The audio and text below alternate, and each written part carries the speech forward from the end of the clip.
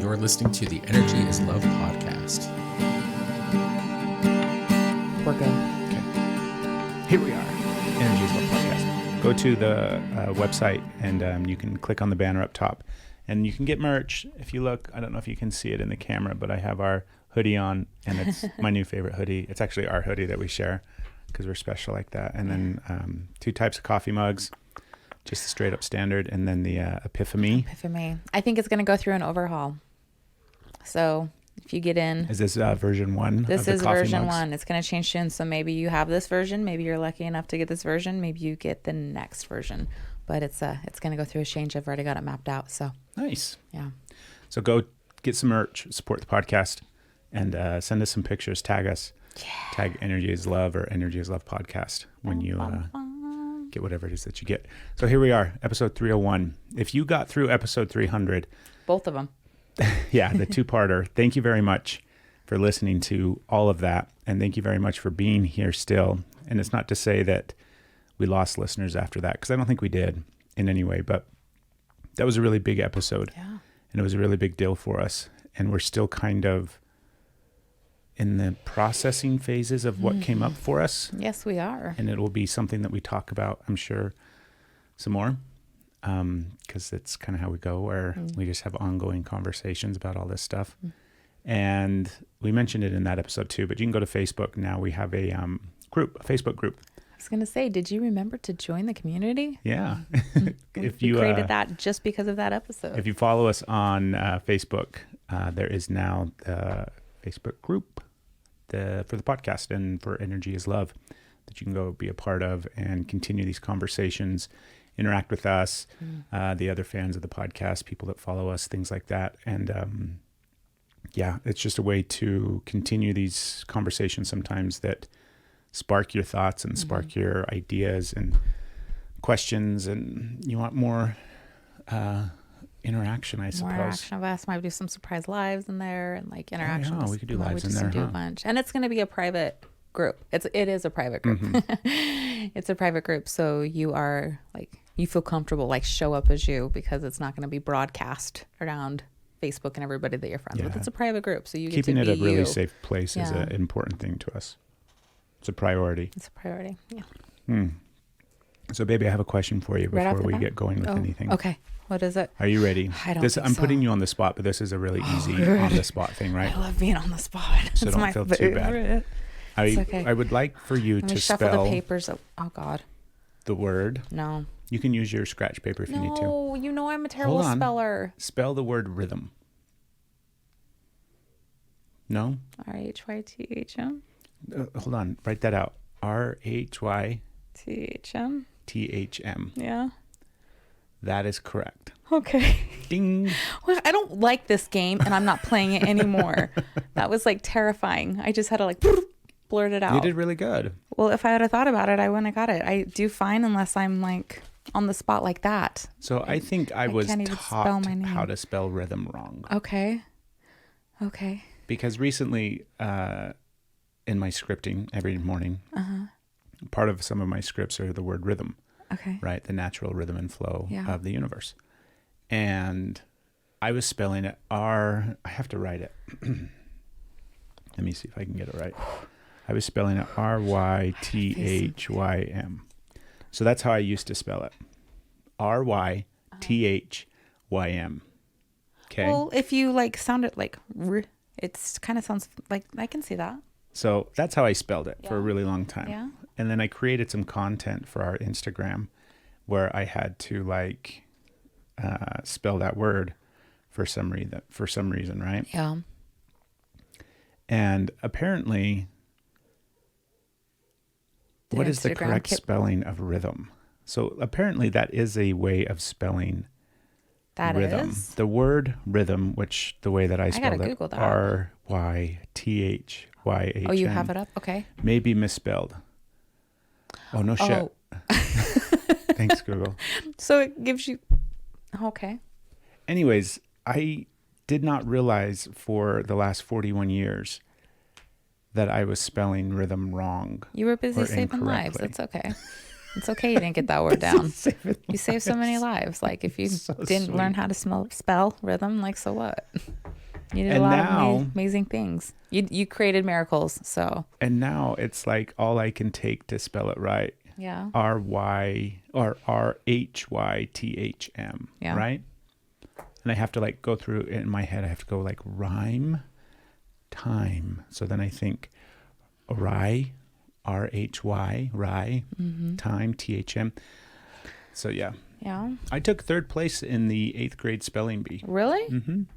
Yep. I would not participate in any of, like, even in the classrooms. I think the word that I missed was rhythm. Really? Really? I don't know.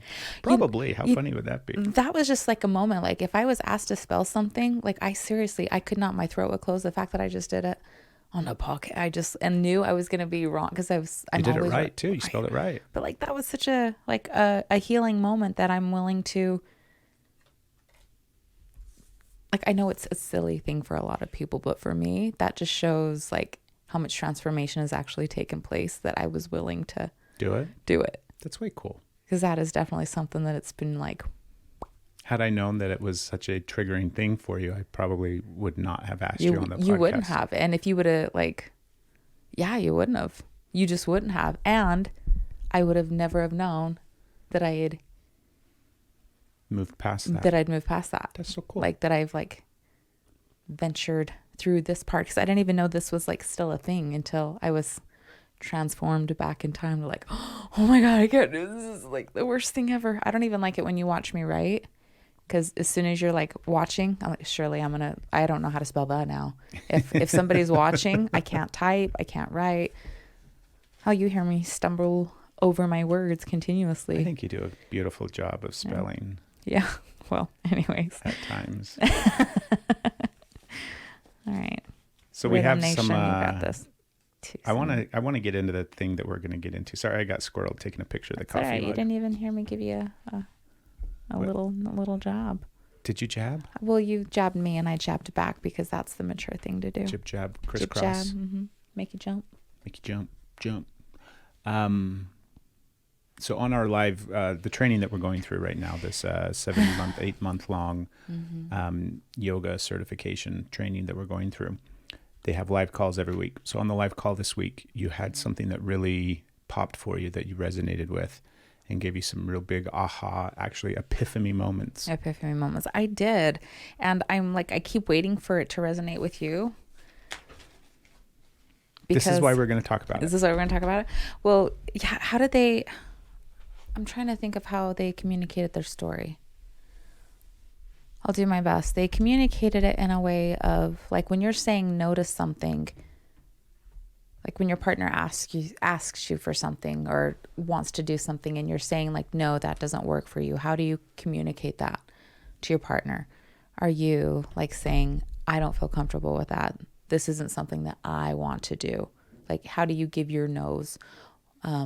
They were using it as a reference of how they were giving no's, or one of them was giving no's, was by picking the plan apart and saying what was wrong with it and why it wasn't a good idea, instead of, like, it was like basically attacking it instead of communicating, like, I don't feel comfortable with doing this. I don't want to do this. This makes me feel unsettled. Not that there was anything wrong with the plan, just like what it did for the person. And like how they got further into the conversation, she's like, well, you never said that. He's like, I did say no or something. She's like, you never said that. You just told me what was wrong with my plan and what I was doing wrong. And that, like, I immediately went into like, oh, yep, that's how Craig communicates with me all the time. I hear how mine are like not good ideas or what's wrong with the plan. So give me some examples of that. Go ahead. Do you want me to stay on my epiphany? Yes. Talk? Okay. So as I was sitting there very high and mighty on all the ways that Craig clearly communicates this way, I was like, that was my moment of being like, okay, well, if you can see that so clearly, let's look at the ways that you communicate that. I wasn't saying any of this out loud. All of this was in my head. I'm having over here with a conversation like, you know, those ones when you hear something, you're just like, like hoping your partner can feel the heat because you're like, this is you. So I took the heat and I put it back. I'm like, okay, let's take a look in the mirror here. What are you seeing? And the first thing that like flashed in my space was how many times I have got like, we've been in, like, it doesn't happen all the time by any means. It's not like a constant thing, but we definitely have been in these conversations where I'm like, I told you this. And you're like, no, you didn't. And I'm like, yes, I did. You're not listening to me. And how like upset that felt and how like unheard I felt. But that was exactly how they communicated it too. He was like, I told you this. And she's like, you never said that. And then he had the awareness. So mine was how many of those conversations that I have been like, I told you this. And you tell me you never said that.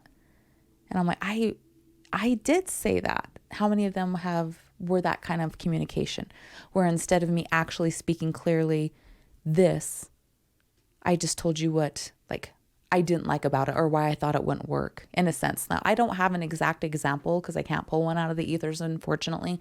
My brain isn't wired that way. But that sensation that it created, like even though I can't be like, oh yes, this is where I've done it here, these are the conversations, like I still know it. And I was like, oh my gosh. And so then I communicated that to him. And then your response was like 100% of the time. Like, how about you do a little reflection yourself? So that just hit. I'm like, oh, I do that.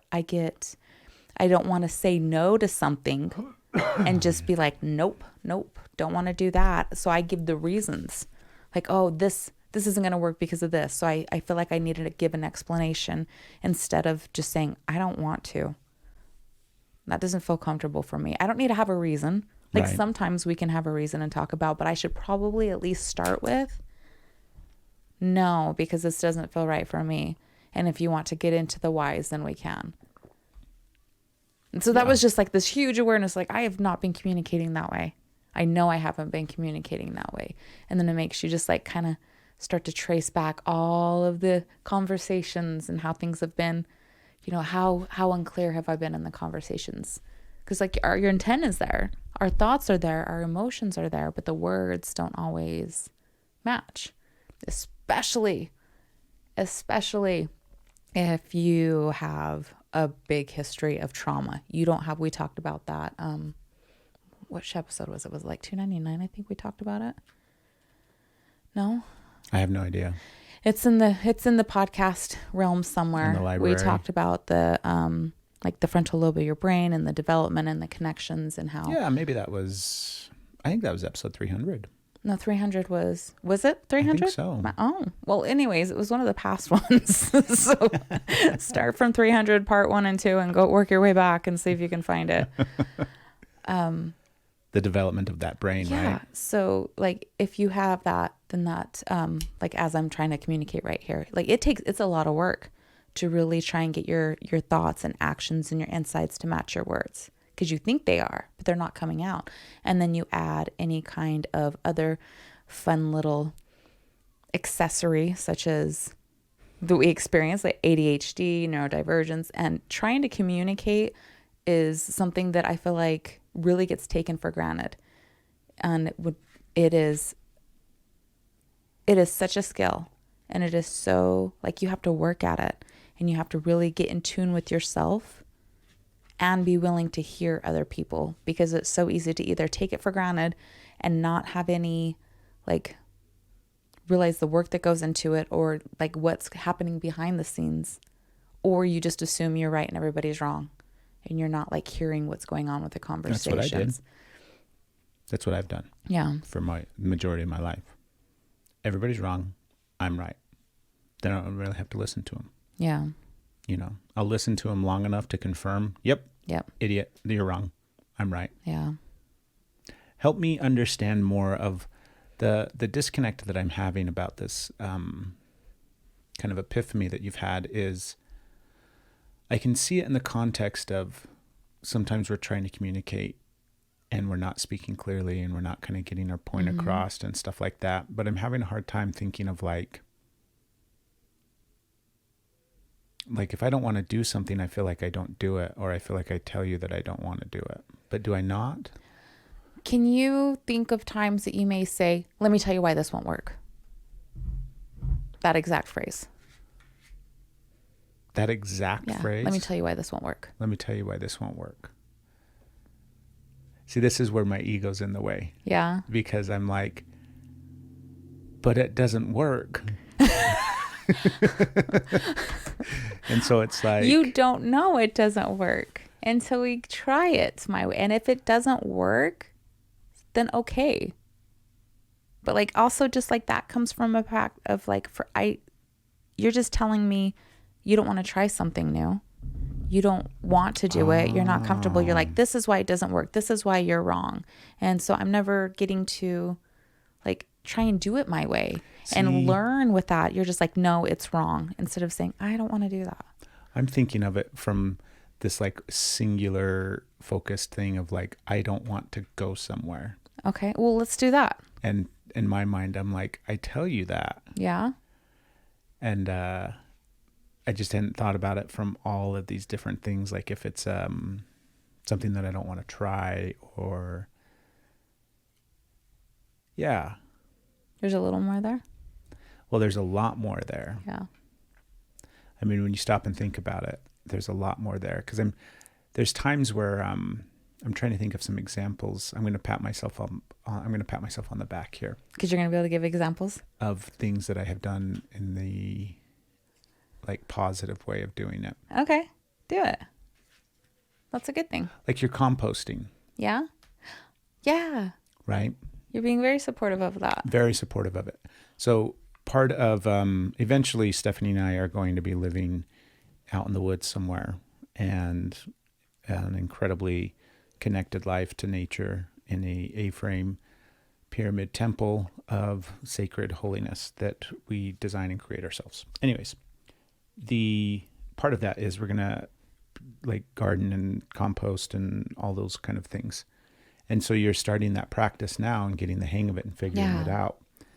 And and I'm super nervous about the amount of snow that we've had that's really oversaturated it. I'm like, oh. I forgot to tell you, I have a big piece of plastic that I was wondering if you ever need or want. I put it in the garage. Yeah. And so I don't know if that's a thing or not. Anyways.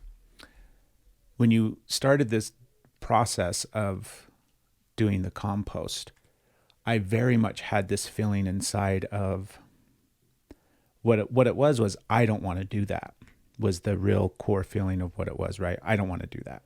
And it's not a matter of I don't think we should do that or I don't think that's a good idea. Mm-hmm. I just don't want to do it.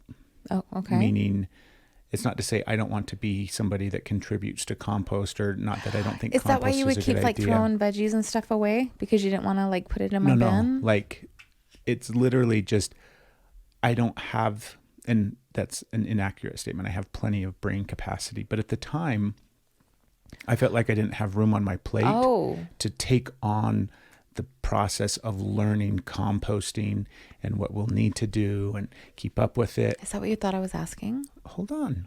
I'm fleshing all of this out because suddenly now confused. I have awareness of this thing, right? I'm trying to remember where You didn't do anything wrong in this situation. I don't remember like asking you, so I'm just like really confused on how it's going. So let's keep going. I don't think you're the only one confused. I just remember when you'll have these ideas of things that you want to do. And my initial narrative in my head is like, oh, I know what this is. Go ahead. No, I'm ready now. You know what this is? I'll quit talking. I'll quit talking now. What I is know this? it's that. I'm not going to tell you. No, tell me. What is I'll this? tell you after. You'll forget. I'll ask you how to spell rhythm after, okay? Go. I won't forget. I'll write me a little note that you can't see.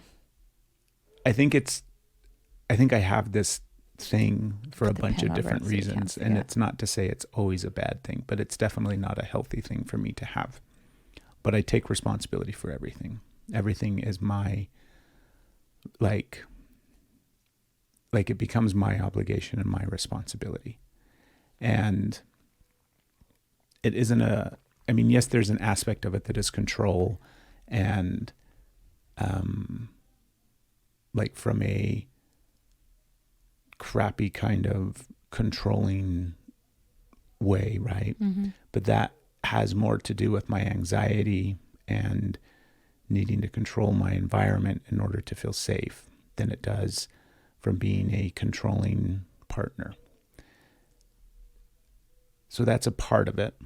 There's another part of it that I love you, and I always want things to go easy for you in life, to be free from struggle and strife and all of those kind of things that we have for the people that we love, even though it's not realistic and it's not healthy. And obviously people need to learn and practice and all those kind of different things. So anyways, anytime something new comes up, I always feel like it's my obligation to take responsibility of it. Even if it's something that you want to do, like it's totally something that you're into and that you're going to be doing, I still think I have to somehow do it too, or do it in order to facilitate you doing it. It's this really weird thing. And when this composting came up, I recognized like I didn't want to do it, meaning I didn't want to take it on and learn it and go through the whole process of it and everything like that, right? And I just realized I didn't have to. Like there wasn't anything that I had to do other than just support you in the process of this thing, right?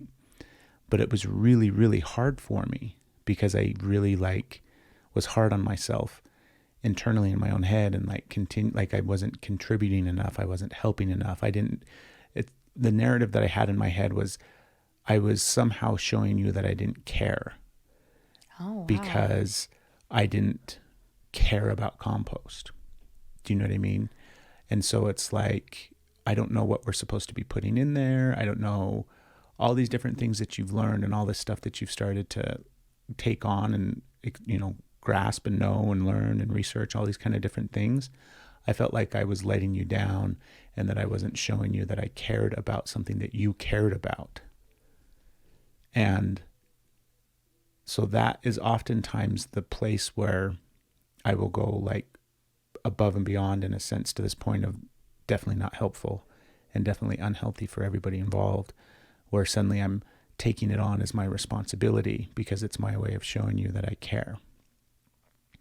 But I don't do it in a healthy way. And it has been really, really nice to not care about compost. And I don't mean that in the sense, I love that you're doing it.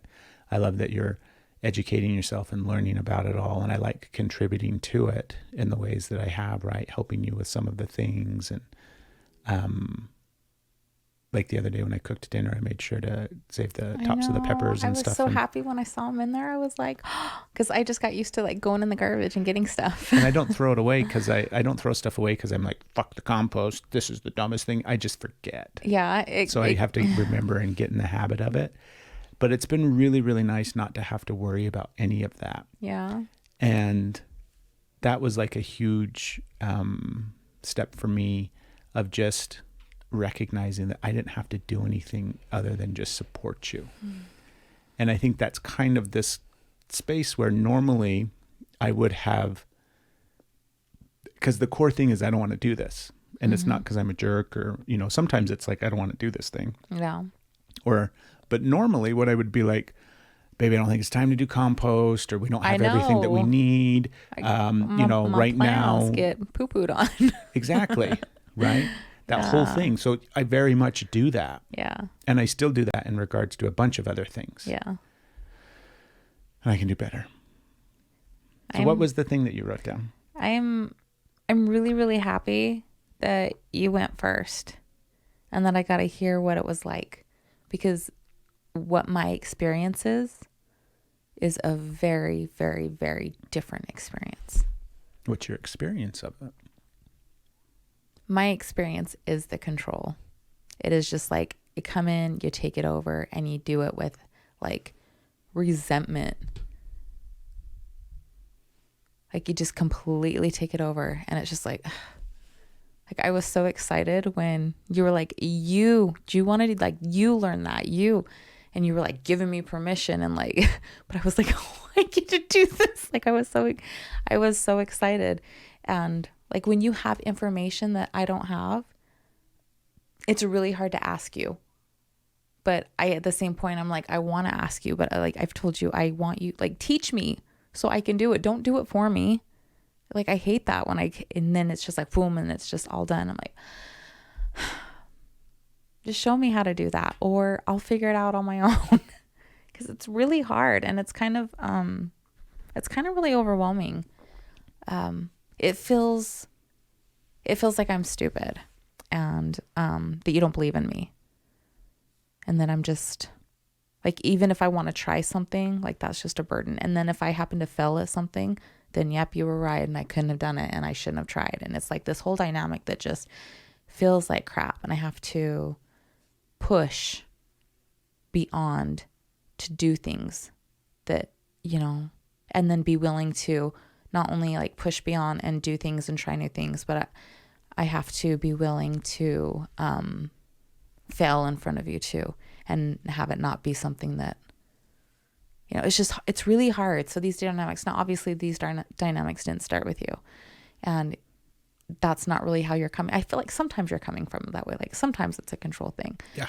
So sometimes it's there, but those sometimes are enough of the same like vibration that it completely overshadowed the reality of what most of the time was, which was that of like you feeling like you're not supporting me enough, and you're feeling like if you're not like completely into that, then you're not like showing me that you love me and my things are important.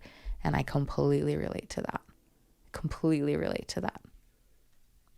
And so it's so funny that just like this hint of this you have all this past, this fraction of the vibration on how you're presenting yourself in that like crappy way was enough that it felt like it was always that. Yeah. And so I'm really happy. I'm like, oh, I get a whole brand new perspective.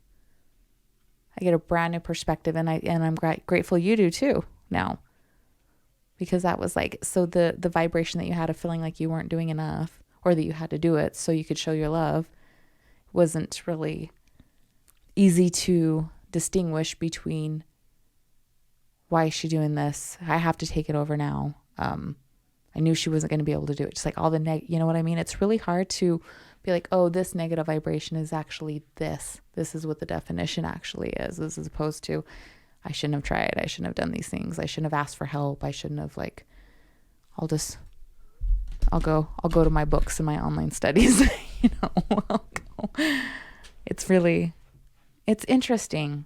I think I need more process time with that. That's interesting. So I'm curious to like, what else you have to say. I wrote down control was the word that I wrote down. That it feels like control. Yeah. That it's like my phrase was that it's because you have to take over everything is what like that feeling was. It's that you take over everything. Yeah. And that's such a shitty feeling to have. And that's a shitty feeling to like, that's a shitty thing to do to people. And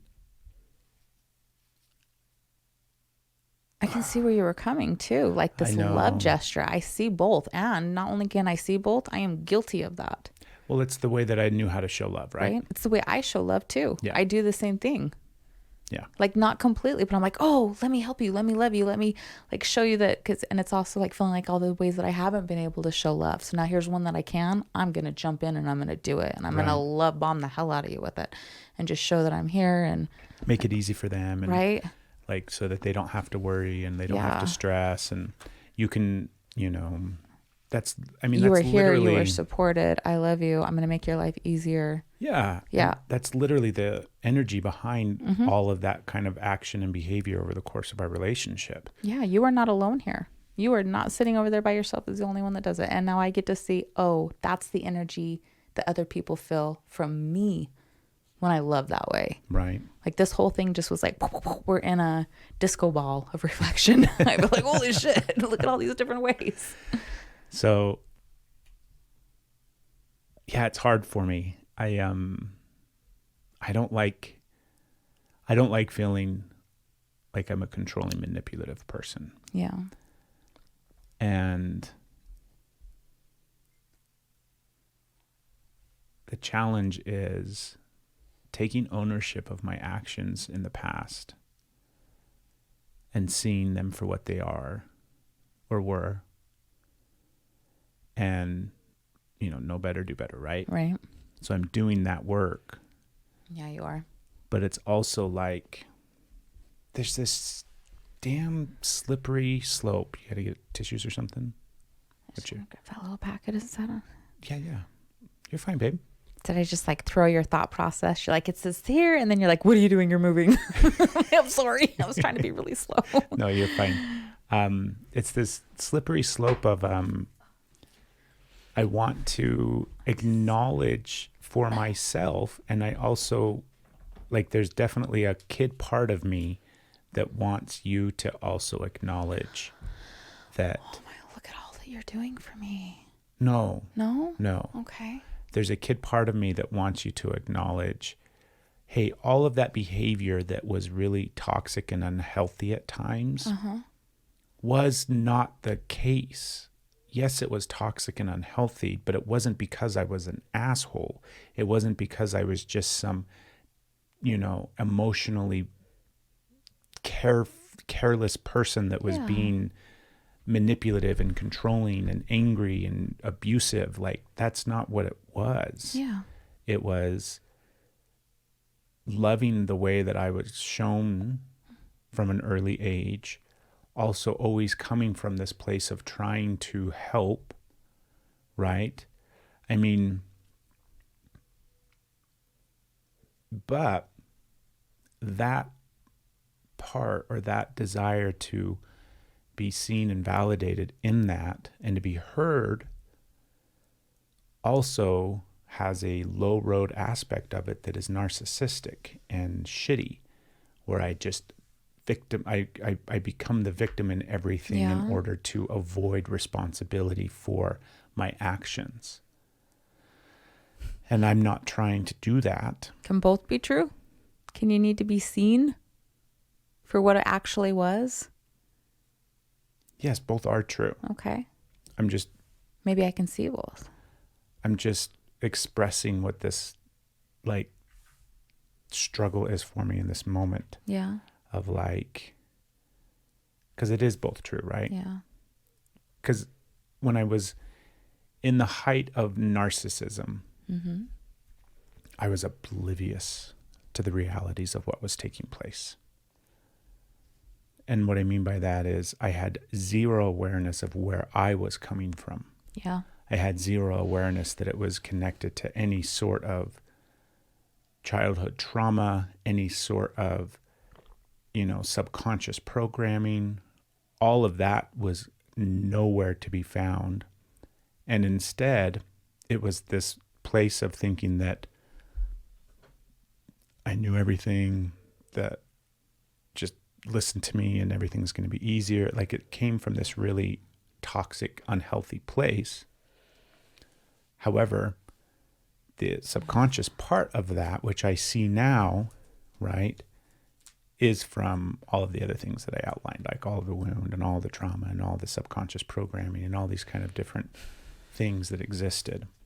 So it's like I'm trying to grapple with that with myself, that internal dialogue within myself of making peace with my actions, but also not letting myself off the hook for those actions, but also letting myself off the hook for those, it's the whole thing is I forgive myself. And I'm rambling. You're not rambling. That sounds like a really deep process.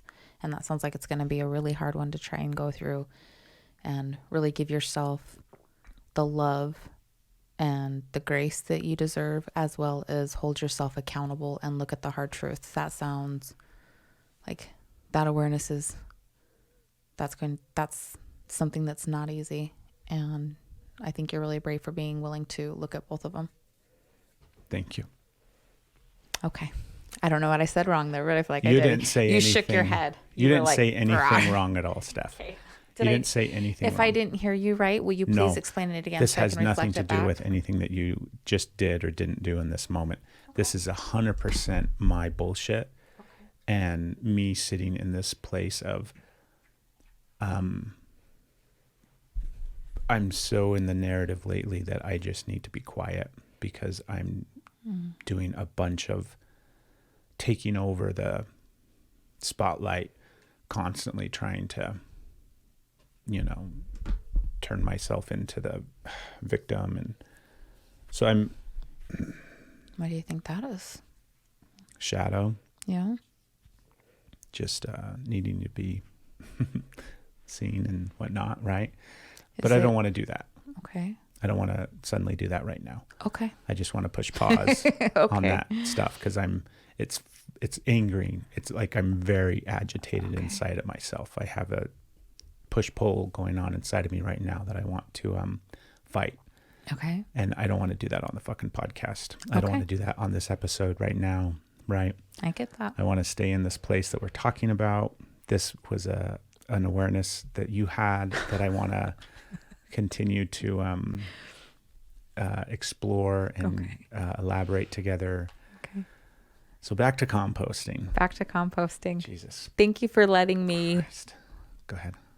Like fumble fuck my way through it the best I can. So I think I've expressed that on how, how excited I was when I realized, because we went from the small baskets to like the big, you showed me how to work I gotta use like power tools. And there's some part of it that it's like really scary. I wasn't ever around power tools in a safe environment. And, like that was never a safe thing for me. And so to be shown in such a kind way was like, I guess I'm skipping over. So it was a very stressful time. There was anger issues from people around, and I was afraid because, growing up little, being around people, even as adults, when they're angry with power tools, like that's scary, saws, all of that. And then when you're scared, that makes them mad. So even you being scared. So it's just like this whole thing, scared. I'm afraid to touch. I'm afraid I'm going to hurt something, because it's like also that, don't do this, and a whole bunch of things that make it sound like I'm really pathetic. And it's really hard to admit that I was afraid. Like the compressor is scary for me, but I use it. And you were so kind, and you showed me how to use the compressor for the staple gun that connects to it, the attachment. And what a dork I was, and how afraid, but you didn't take it over. And like, you showed me how to use it. And then you're like, there's the chicken wire. And I did it wrong. I put it upside down. So the small holes were at the top and the big holes were at the bottom at first. But then it was like, there was more, and I just went over it, and I had fun stapling it. And like, I got to just do it wrong and figure it out. And then when we dumped it in the big, I'm like, oh my gosh, it was working. It was decomposed, or like it was breaking down. And I was so excited that I was doing it right, and realized that what I just did might have just messed it up. But it was okay. I'm like, how cool that I get to like figure out the right and wrongs, the do's and don'ts of it here, while it's not like a necessity for our food. It's like, I get to learn how to do it. So when it's a necessity, I know how to do it. And it was just like this fun experience that I'm having so much fun with it. And yeah, sometimes I'm like, oh, I don't want to go take it out and dump it. I got to go turn it. Please don't be ruined. And some people are saying cover it, and some aren't. And a lot of them aren't covered, and they just like, the nature comes into it. But I think we got too much moisture. So I don't know how to navigate things by climate yet. And I'm trying to learn all that. And I just get to do it. And it's okay if I do it right. It's okay if I do it wrong. It's okay if it works. It's okay if it doesn't. And if I have a question, you just like, if you know I'll try and find out the answer myself. I am looking, but if it's like involving your tools, or if I need some strength in how to do stuff, you're helping, but you're helping by like using the information you have to show me, and I get to do it myself. And it's just so awesome. So I'm really enjoying my composting adventure. Like, I'm having so much fun composting. I love it. Every time I see it out there, like, it makes me happy. I am getting joy from composting. It's funny. So that's back to my composting. How'd I do? Did I bring it back around? This thing that we're talking about, you did bring it back around. Thank you. Is so funny because I feel like this is what adults should do. Right. In the way that they you're like, oh, you're behaving like healthy adults. Good job. Right. I feel like that's exactly what I'm hearing in my head. It's like, some people have to learn it. Yeah. And get like help. Yeah. And I mean, we're not talking about composting. This level of, or this, not even level, just this way of communicating and acknowledging, like, not everything that you get excited about or everything that you choose to do, suddenly I have to not just do, but suddenly is my responsibility Right. to take care of, or do you know what I mean? And vice versa, of course. And then working together and helping each other, and your skill set and my skill set, We're a team. blending. Yeah. All of those things. And I'm like, man, I'm judging ourselves right now, right? It's like we sound so silly, where it's like, we did this thing. You mean like normal people do? Yeah, I guess, maybe. I don't know. Yeah. Do normal people do it that way? Some, and some don't. I don't know. I think, I think there's a lot out there that are like, yeah, that's how you do it. And then there's going to be other people listening that are like, what? Like there's another way. Well, I think that the deeper thing that we kind of hit on at the beginning, this way of not clearly communicating what you wanted, right? Mm-hmm. Back to the beginning of the compost conversation is, I didn't want to do it. Yeah. And normally what I would have done was picked it apart and explained to you why this was a terrible idea right now. That's what I was expecting. I was so happy that you didn't do that. Yeah. And it's the same thing where it's like just the ability to say, yeah, I'm not really into that right now, or I don't want to do that right now, or my plate feels really full right now. I can't take that on, but I'll definitely support you if you choose to, right? Yeah. And then extrapolating that out from that point of, I don't want to go do that thing, or, this thing, maybe there's some event or some obligation that's coming up and you just don't want to do it, rather than pushing it off or picking it apart or creating excuses or all of those kind of things that I think a lot of people do on a regular basis, that you and I do on a regular basis, are so much easierly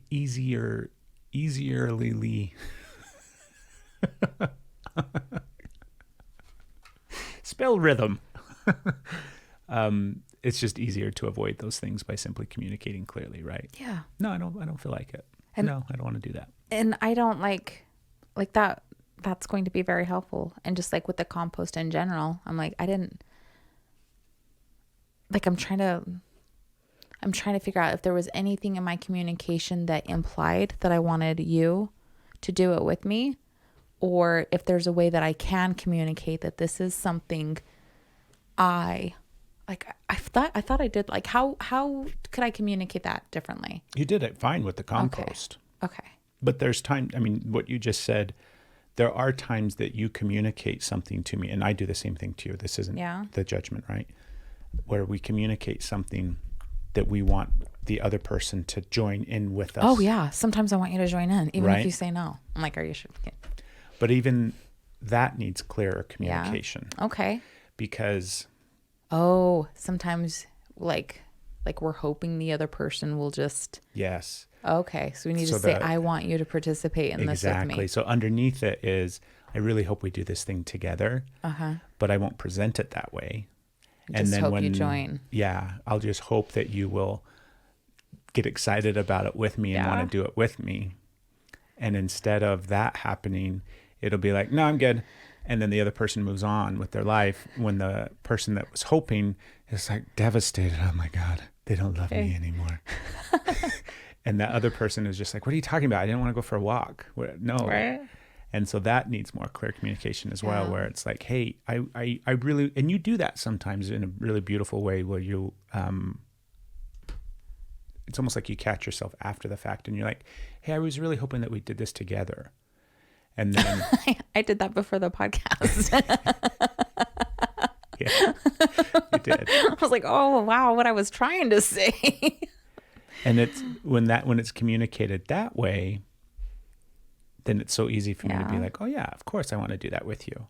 Because if it's something that's important to you that you want to share with me and want to be shared together, of course. Yeah. I have had a lot of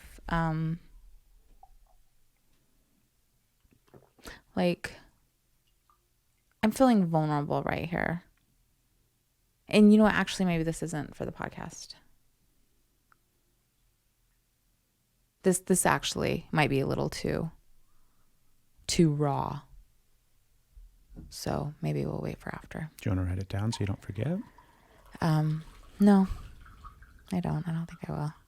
It was just like a real deep awareness of a deep need. And sometimes deep needs don't need to be shared on the podcast. So the episode where we say a lot and not a lot. This is the episode of clear communication. Right. Hopefully that makes sense. We're clearly communicating that some things are not ready to be hashed out on the podcast. Yeah, and not everything comes on the podcast. Or not everything is shared on the podcast. Yeah. That lemon is good.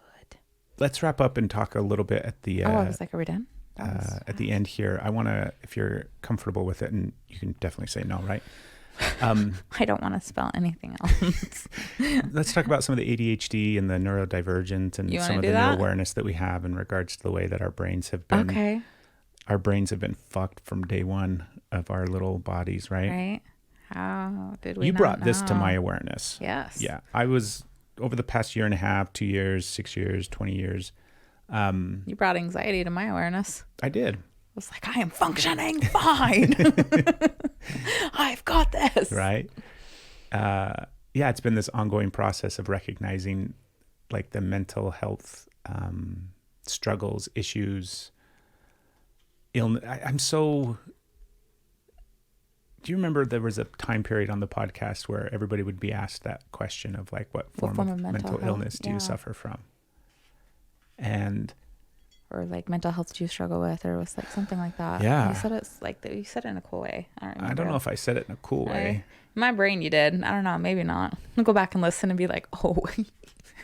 And I remember that time period in my life where I was like really owning, I thought I was owning my mental health. Yeah. I thought I was like really aware of my mental health issues and just owning it. You were. That's the process. Yes. That's your journey. You were absolutely doing that. Yes. And I was not. What? Okay. Well, you didn't have that information then, so I was just simply saying, I have anxiety and depression. Moving on. Yeah. Right? That was your start. I wasn't doing any work about it. I wasn't really diving in. I wasn't even really acknowledging what that First meant. step is awareness. And instead, I would just project it all outward to people. Yeah. And I was all fucked up. I know. I had everything, their right? Stuff. that was a little passive aggressive at you. Sorry about that. I'm sorry about No, you're fine. The projection thing is such a huge thing. Yeah. For me, where it is like my go-to safety mechanism. It's like the first level of defense for me, where I don't have to fight. I don't have to use any I don't have to do anything other than just reflect it back. Yeah. And I'm doing that lovingly. Right? Yeah. And that's like been my first line of defense from childhood, where it's like, I'll just turn it all back on you. Yeah. And I'm still doing that in some ways. And it's something that I'm continually working on. But back to ADHD. Did we get scrolled out? Yeah. Okay. And neurodivergency. And if you're comfortable, elaborate on it, because you definitely have a greater understanding in some way than I do, for sure. And like you said, you brought this to my awareness, or I said you brought this to my awareness. Oh my God. So we clearly have mental health issues. We're trying to get our frontal lobes, our prefrontal cortex, to like work. We're like still healing and recreating these neural pathways in our brains, healing from the trauma, which is about like, that's the process. Yes. Like it's not a one and done. Unfortunately, you don't have like help from other people, and you're just like it's a process. You got to be committed to the process, and we are committed to it. And you get to see like, that doesn't mean commit us. Yeah, like, I mean, maybe, right? Who knows? Just kidding. I was thinking when you were talking about, you're like, I'm not crazy. And all I could hear was that song. Like, you know that one? Which It's like, song? I'm not crazy. Institutionalized. You're the one that's crazy. Institutionalized. No, is that a song? That's a song. He talks about like, All I wanted was a Pepsi, just one Pepsi, and you wouldn't give it to me. So let's not get squirreled anymore. Well, that song started playing in my head. I can't help it. That's all I can hear now. When did you first start to become aware of the fact that you might have some of these, that you might be on the spectrum of whatever those are? Okay. Well, honestly, a little bit I haven't shared with. It was many years ago. And it was like, I didn't even own, like it was before I even had a lot. It was like on a desktop computer, I remember. And I don't know what came across. There was an article or something that was talking about, like, cause I was vaguely familiar with ADHD. It was like really getting prominent that everybody's kids had it, and they were just like, give them these drugs and like, end of story. And I felt like, wow, they're just drugging all these kids, you know. It was like, that's just because they're hyper, you're just drugging. But like, obviously that is a factor. Kids are being over medicated, as well as there are many benefits of medication in the healthy right way. Adults are being over medicated. Adults are being over medicated as well. There was like, this will scroll back though, a lot of and this will tie in from the book The Body Keeps Score. He was talking about how children with behavioral issues occupy what is it, defiance disorder. There's occupational defiance disorder, I think is what it is. I might be saying that wrong. I think I am saying that wrong. It's when kids are like acting out or super ADHD, and they're being medicated heavily to get them to conform, basically, to behave properly. But what they're missing is it isn't ADHD. It isn't necessarily like these, like the defiance disorders. It's because these kids, it's not a thank you for helping me with those words. It's not necessarily behavioral issues. Not that child doesn't need help in some form, but it's trauma. Very commonly stemming from trauma. Yeah, this child has been traumatized. There has been like things, whether they're in a violent home environment, or they've seen something, they've been a victim themselves. Like, so many things, these kids are being traumatized. And in order to cope with the behavior of how trauma looks on kids, it's, oh, we have all these behavioral issues and we're going to medicate them. And so we're basically covering up the real problem here, and not looking in, which fits with both of us. Yeah. And that also fits with what is done in society, right? You go to a doctor or a therapist or something like that, and then you get prescribed a medication to deal with what's being exhibited externally, instead of addressing what's happening internally and underneath it all. Yeah. And I think that like medications just get thrown out, and then that's it. And then when you stop taking the medication, then things come back, things are crazy, or the medications bring a whole new set, and it's just like the spiral thing. So I think both are needed, just in a healthy way. I know that there are definite things that medication is not only needed, but is like life-saving in so many ways. But it needs, like, this is a whole other topic on how to get in. Yeah, like, so there's a place for everything. Years there's ago, also, you started to. No, it was like Stevie wasn't that old. She was little, and I got, like, I don't know what came up, like the ADHD. They were talking about what ADHD looks like in women. And it was just like ADD is how I got started with that. Because they're like, it looks different in women. It looks like lazy, like you don't have energy, you procrastinate, you can't remember anything. And so it's like having people like tell you that you're forgetful, like you're not paying attention. If you really cared, you'd have this information. Why can't you? Like, you know, you have all these things to do, but then you're just like stuck and you're not getting up and doing them. You're like, and so that was my first click on it. Now, obviously that also spells out massive amounts of trauma and depression and all of these other things. When you say that was your first click, you mean that was kind of the first thing in your head? You're like, maybe this is something I suffer from. Yes. Okay. So that's when it started. And so I started, like, there was like, you do these online tests, and like I was checking these boxes. And when it like came, like the results came in, they're like, you really suffer from this. I cried. Oh no. I was like, I'm never gonna, I'm so broken. And I like hid it away, and I was trying so hard to like work past it and energize myself past it. And I didn't, all I knew is that it was like, it broke me. And so like from earlier podcasts, you know, I didn't even like to admit that anxiety was a thing, because I had to be okay. Perfection was like what had to be. Yeah. And anything else was whole other rabbit hole. So that's where it started. And kind of like it would like peek back in here and there and things, but I didn't really get a wow understanding that, oh, it's also these other things. It's also all of these other things until social media. It was like reels on Instagram, and then, you know, it took me for a while to get on TikTok, but a bunch of those where like social media reflected that back to me where I actually was, and I started to get information and then get deeper into it. So it was like, oh my gosh, this like ADHD is like all of these things were checking these boxes, but I'm still like hyper sensitive about medications because I've had bad experiences on medications. And the neurodivergence, how like that came about,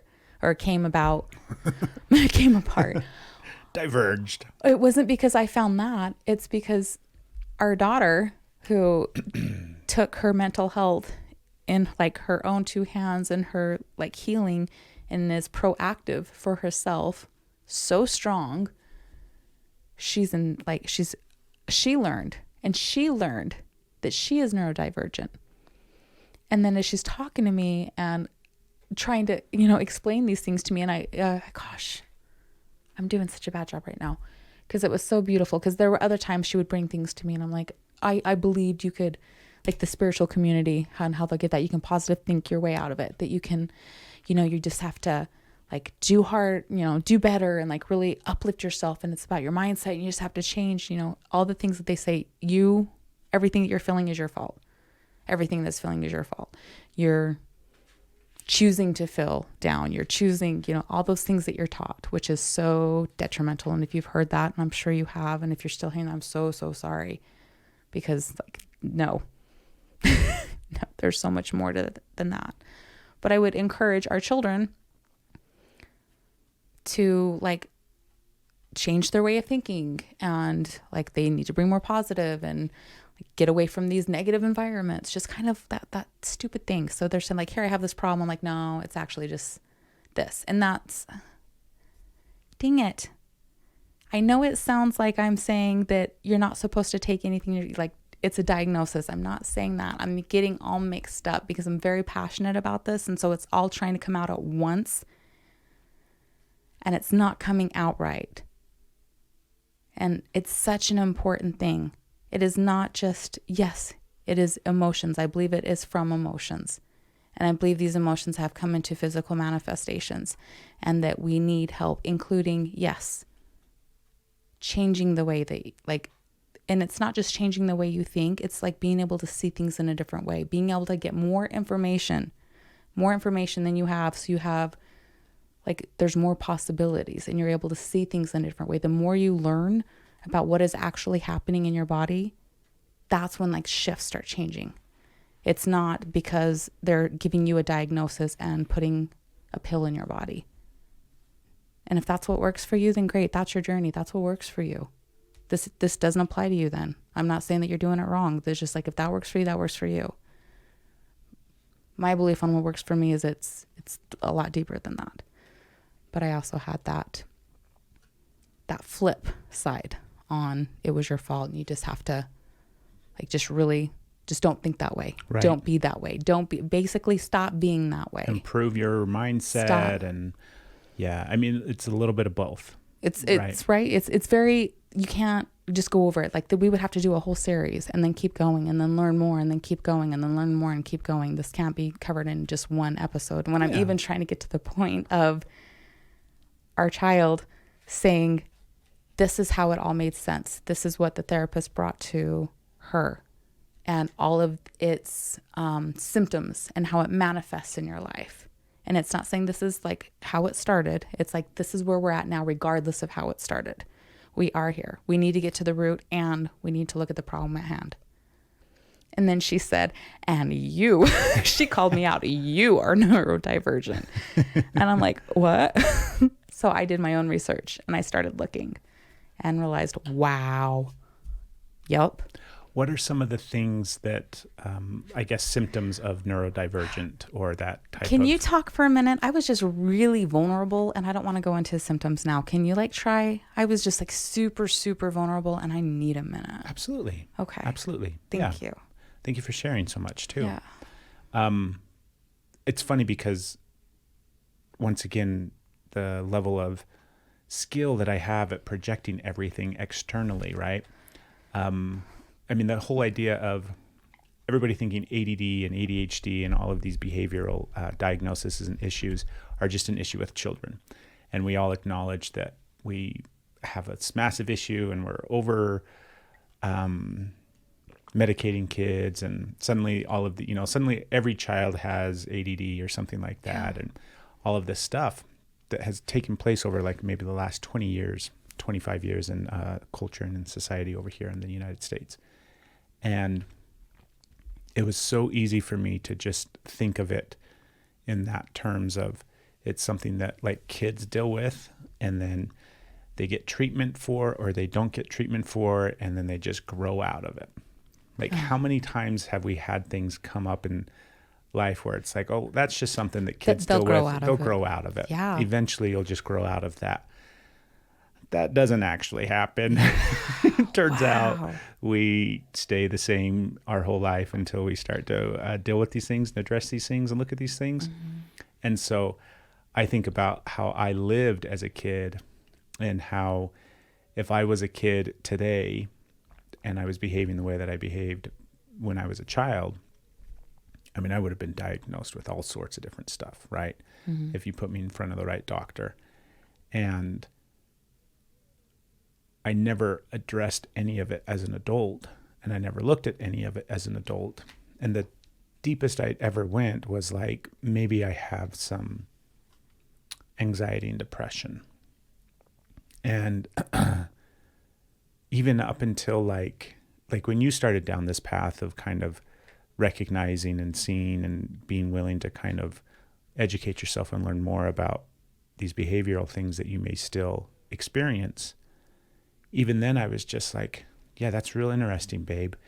And I would be supportive, but then I'd never even like bothered to think about it in regards to me. And I don't know when that changed. Maybe it was you just continually pointing it out to me in a kind way at times.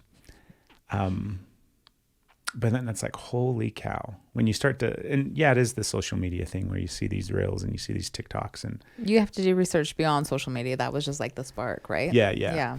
And the behaviors, and the big thing for me, because I was comfortable thinking that I had OCD. I remember thinking back when I was like a teenager and recognizing that I had obsessiveness over the light switch of like, I didn't have the thing where I had to like turn it up and down 3 times or something like that, but it's like not remembering if I did something, even though I knew that I had done it, and I still had to go back and check and over and over again. Yeah, those kind of things. Was it really locked? Right. Was it really locked? Have to check again. I went, okay, I know I checked it, but my brain wasn't there. Was it really? I got to go check it one more time. And those kind of things started to, I had awareness of those things when I was kind of going through adolescence and teenage years. But I just chalked it up to being OCD, almost as this joking way of like, yeah, it's my OCD. Yeah, it is. Mm-hmm. It is obsessive compulsive disorder. And it is all of these other things as well. Mm-hmm. And the neurodivergent thing, I don't have a great understanding of what it means, or kind of, truthfully, even what it is. But the little bit of understanding that I do have, I feel that it's very much applicable to me and myself. And I don't know what to do about it other than just continue to kind of learn, acknowledge, work with it.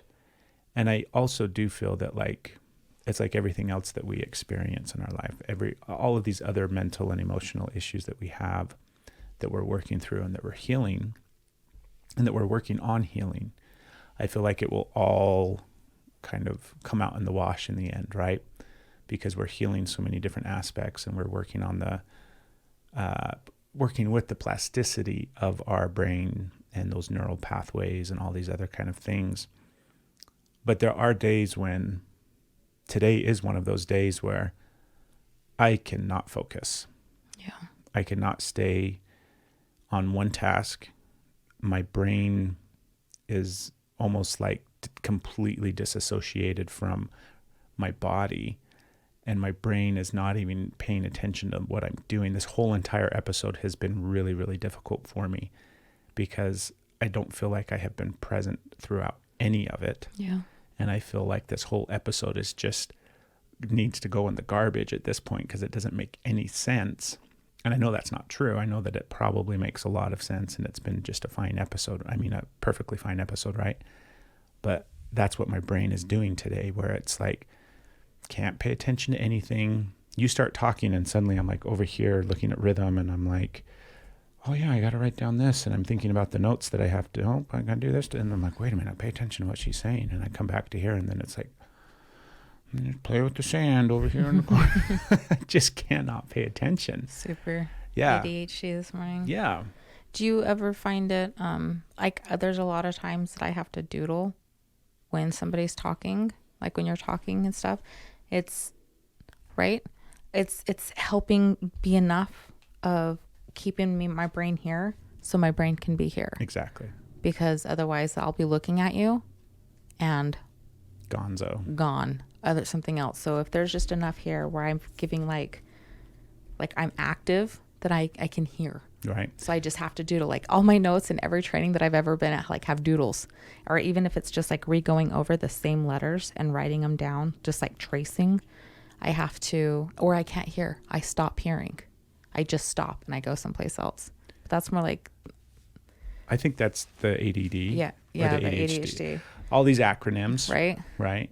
That's, I mean, if you're only listening, when she brought up the doodling and having to have something, I lifted up my cards that I play with incessantly on the podcast. And that's what these are for. These are my fidget spinners. Right. But today, they're not working. Yeah. Today, I'm like lost in the magic of, oh, wait, here's a double lift. And I'm lost in what I'm doing. Yeah. And then I'm like, damn it, pay attention to what she's saying. So sometimes they're a good enough distraction that keeps my brain engaged with the conversation. But not today. Yeah. Today, the force is strong with my ADHD. It's also a full moon. Yeah. At the time we're recording this. Yeah. So all you people that follow the moon, that were just like, what? I mean, maybe you're listening to it on a full moon. How cool is that? But do you want to keep rolling with this, or should we kind of wrap up? And I'll give just a little bit about I'll give just a little bit about neurodivergence. Now, granted, it's just like, this is to spark curiosity and where you're at. Absolutely. You need to go do your own research. Yes. Like that is. You need to go do your own research. And if that's something that you aren't able to do, it's somebody that can help you do some research. Like the easiest way for me to describe it, and it's not even as a whole, it's just like part. What experience is sensory. Oh my God. Right? That's all I need to say is sensory. I forgot about the sensory things. That's a whole other rabbit hole of sensory issues. Right? So some examples with that can be, we'll just say textile first. There's times like, especially like in agitated and overwhelmed, that I can't even close my hands because the feel of my own hands closed is just like too much. So it's like I have to like kind of hold them open and out, and it's like this, and things touching me, like hair on me, my hair down, a jacket. If somebody even tries to give like a loving support, I can't handle touch. I can't, like, it gets so overwhelming where a sensation is physically painful, and it causes you to like lose your mind almost. Like it's so loud in your head. Everything gets so loud. And then sensory with sound, speaking of loud, like this is just like the internal, the thoughts. You can like pick up and hear things that other people just are oblivious to. And it's not just that you can hear it like supersonic spy hearing. It's like, it just like all of these sounds are coming at you from all of these different directions. And it feels like that's all you can hear. That's all you can do. Or you can't hear anything. You also get hyper-focused. You can't hear anything but one sound.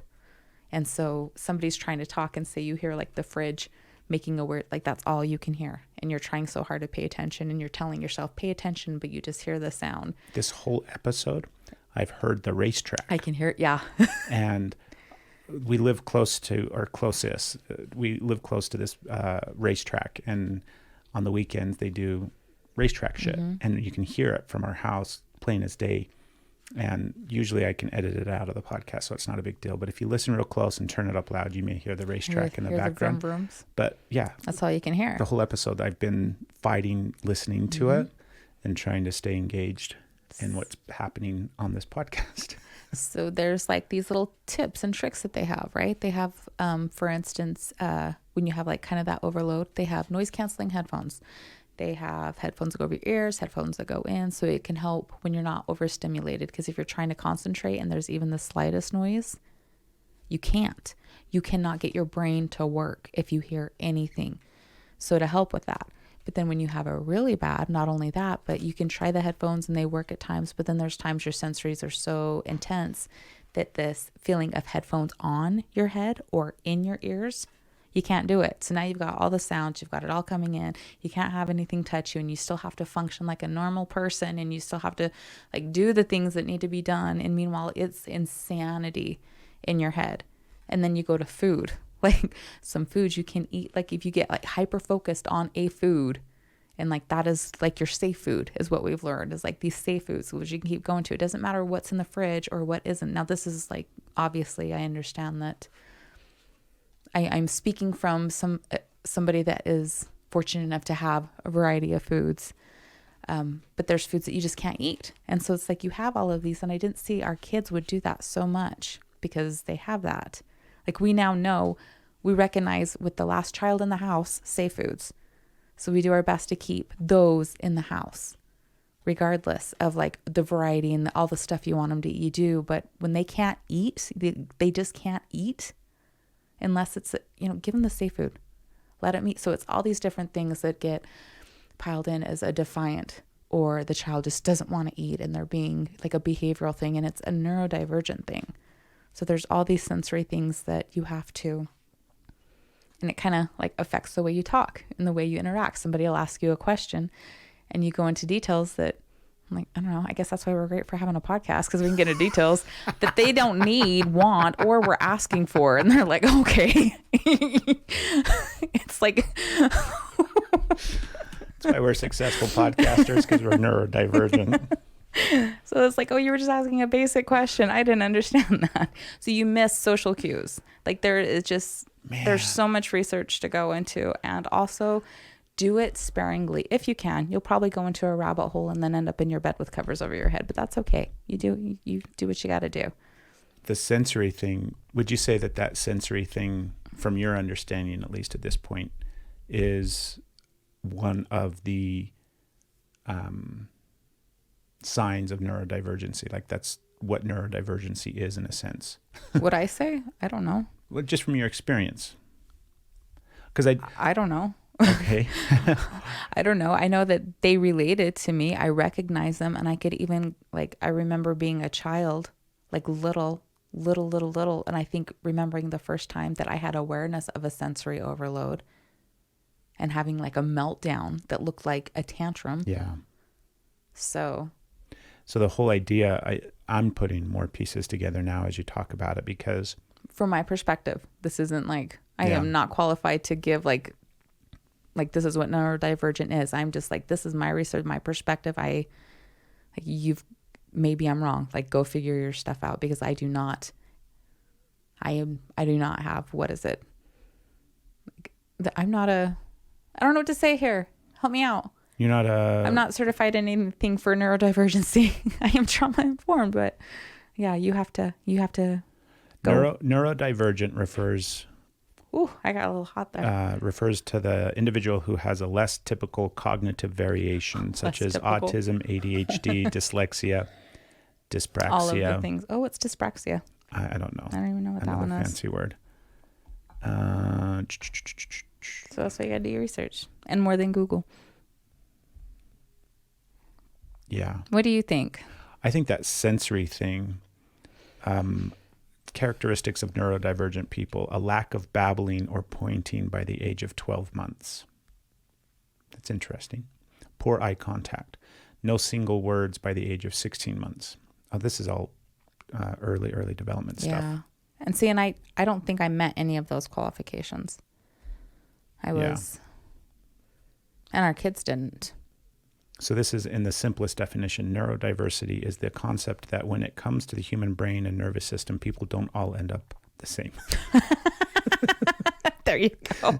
We're different. We're unique individuals. In other words, it's a concept that describes individuality and the uniqueness in cognitive functioning. Beyond that, neurodiversity is also a growing movement. So there's sensory thing is really popping for me right now that you bring it up, because I think about, because you highlighted sound and tactile, the touch, and some food stuff. But if you think about all the senses. Yeah. Asher would get really sound, overwhelmed by sight, smell since he was little too. Hearing, touch, right? Our 5 senses. I have something with all of them. I think about, I was telling Stevie the other day how I can't wear sunglasses. Yeah. And I think about how that to me has always just been this thing where, I can't not see the sunglass, right? I see either the lens of the sunglass or the frames, but I never associated that with some tactile sensory issue. Yeah. I just thought that was a weird quirk, but it makes perfect sense because it is the visual sensory that I can't deal with. I can't have something in there affecting it, so I can't wear glasses. And then hearing. So for the longest time, I could not wear earbuds. I've always had to wear over the ear headphones. I can't wear earbuds. And only until like recently with the new kind of wireless Bluetooth earbuds and stuff like that, I'll try those and I can kind of wear those. But the majority of the time I have to wear over the ear earphones. I don't like having things in my ears, earplugs, earbuds, anything like that. I don't know if I have a ton with smells. There's probably a couple that pop for me when it comes to smells, but smells isn't. That's just, you just don't like it. Yeah. I don't have a lot with smells. The tactile sensations of things, very much, I think, those get really activated when I'm activated. So if I'm in a triggered moment, or if my nervous system starts to get really dysregulated, then the physical, tactile, sensory input of things on my skin. I think, like you talked about your hair. I love having my long hair, but very rarely can I wear it down. Yeah. It almost is up 90% of the time because I can't stand feeling it on my face or in my face, or anything that interrupts my field of vision or comes into the scope of my peripheral. I can't stand. I can't handle it. But for me, I've never associated that with any of this conversation that we're having, any of this neurodivergent, behavioral stuff. I always just thought that that was my quirk and my stuff. But so many of these things I've had my whole life. Yeah. So many of these things. The food thing, cereal. Yeah. Cereal has always been my safe food. That's always been the food that, not just comfort food, but it was like, I would eat cereal incessantly over and over and over and over and over again, no matter what, right? Yeah, so you and I both have been long time listeners of, we've been dealing with this stuff our whole lives. We just didn't realize it. My hair is, like, it has different purposes depending on where I'm at, which I think is another reason I had a hard time when it was short. I can't, like, it's up all the time like you with that. But if I'm going to be in public or in the view of public, I need like my cape. I need it down because it like hides. Otherwise I feel like my throat is exposed and it's painful. Wow. So like there's just so many like glasses, like I have to wear them. I like to hide behind glasses very much. Yeah, but if I'm super, sunglasses. I love them. I love like it's like I get this shield. But if I'm super like then I can't even, like, I'll get headaches if I don't wear these, but if I can't have them on if there's too much. So it's like face, huh? These, like this, I don't know. See, this whole idea that try and put lotion on your hands, right? You're like, yeah, whoa. Don't put lotion on my palms. I can stand lotion on my palms for about 15 seconds. And if it doesn't absorb in that 15 seconds, then I have completely dysregulated nervous system until it's gone. Right. I'll hurry up and rub it on my elbows or other parts of my body to get it off of the palms of my hands. Yeah. The idea that we are, like, they have neurotypical and then like neurodivergent, or like the idea that everybody is neurotypical, I think is, as time progresses and people continue to learn, and science and research and all these kind of things continues to happen, that concept and idea of neurotypical or atypical is just going to go away. Because I think everybody is on this spectrum of, and it's the same thing that we used to talk about, where everybody's on the spectrum of mental health, and the idea that somehow you don't have some issue is just inaccurate. And I think we're all on this spectrum of neurodivergency in some way, shape, or form. And the better understanding we can get of ourselves, I know for me, that has helped immensely in not just compassion for you, but also compassion for the world, and compassion for other people, and compassion for myself, and being able to really cut myself some slack, move through life in a different way, and a better understanding, right? Yeah. Like right now I can feel all your stuff, and I think we're just like, it's been a vulnerable session. I think we're like yeah, let's wrap up. I think we're done. We're done. Thank you, everybody. Yeah. EnergiesLovePodcast.com. Go buy some merch. You can still win our backdrop. Is it, what month is this coming out in? Oh yeah, we have a new backdrop. Yeah, this probably, if you're watching this on YouTube, this might not be you have to go to Instagram and see what the backdrop is. It might not be this one. Yeah, I didn't realize that's going to be a hiccup in the that is going to be pre-recording of episodes. Damn it. That's okay. It's okay. We know now. We can jump ahead of it. If it's this backdrop or some other backdrop, go every to month, Instagram. Every single month, we're giving away our backdrop, and you can go to Instagram and win it. Win it to...